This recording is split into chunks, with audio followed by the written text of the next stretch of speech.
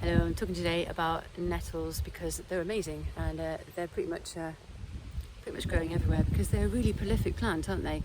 You know, I'm sitting here with a patch of nettles. Over there's a hawthorn tree, and then there's an elder tree, there's cleavers, there's loads of beautiful medicinal healing plants around me. And I've always felt really drawn to nettles. There's a really strong energy about them. They're associated with the planet Mars and fire and vitality. And that's one of their major healing points, is they strengthen us.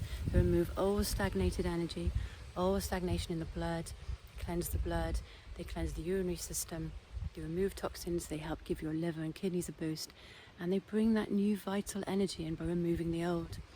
Now you can eat the nettle, you can take leaves, you can put them into soups and stews. Not many people are going to eat them raw because they do have a sting.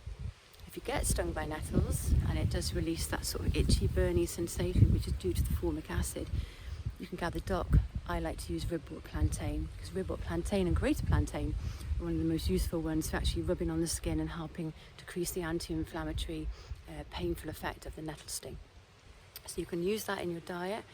Nutrient rich, full of vitamin C, really high in vitamin C, iron, potassium, vitamin E.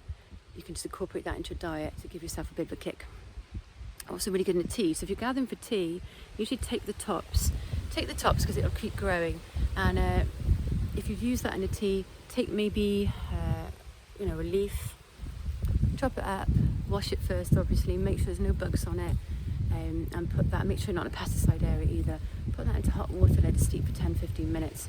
You can use dried nettles obviously as well, and I would say just take a teaspoon full of dried nettles and add to a tea. Good in the morning because it gives you lots of energy, maybe not so much in the evening when you want to go to sleep.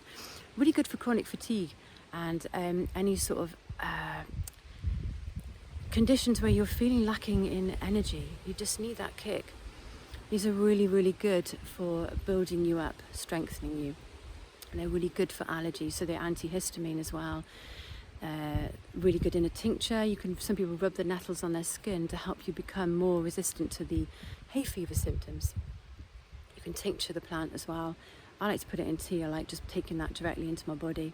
It's a diuretic as well, so it's like I say, it's flushing out your kidneys, it's flushing out your urinary system. It's a really powerful plant. It's known as a protector. So you look at all this plant here, it's beautiful. There's so much of it. If you've got it in your garden, leave it there. I like to leave it. All the insects, the ladybirds, they go and lay their eggs on there. They really, really like nettles, a protective element for them. Traditionally, people would wear nettles ground up around their neck in a little bag and carry that around for protection.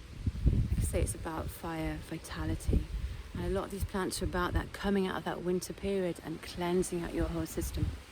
There is a system in the past called urtication, because this plant was known as Urtica dioica. We've given it that name, botanical name.